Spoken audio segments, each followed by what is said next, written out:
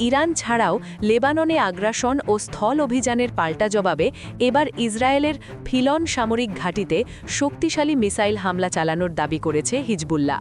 শনিবার ভোরে দক্ষিণ রশ-পিনা অবৈধ বসতির কাছে অবস্থিত এই গুরুত্বপূর্ণ সামরিক অবস্থান লক্ষ্য করে মুহুর্মুহু ক্ষেপণাস্ত্র বর্ষণ করা হয়।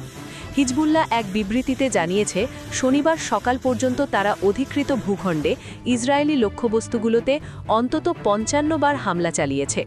ফিলন ঘাটির পাশাপাশি জেবেল ওয়ার্দা এলাকায় ইসরায়েলি সেনাবাহিনীর অবস্থানেও জোরালো আক্রমণ চালিয়েছে প্রতিরোধ যোদ্ধারা।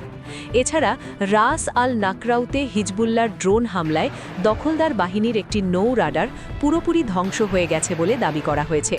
আল তৈয়েবা, আল মার্জা এবং আল আদিসা অঞ্চলেও ইসরায়েলি সেনাদের ওপর ক্ষেপণাস্ত্র হামলা অব্যাহত রেখেছে সংগঠনটি। হিজবুল্লাহর আগে থেকে দেওয়া সতর্কবার্তা অনুযায়ী উত্তর ফিলিস্তিনের কিরিয়াত শমনা বসতিতে সপ্তমবারের মতো রকেট হামলা চালিয়েছে তারা।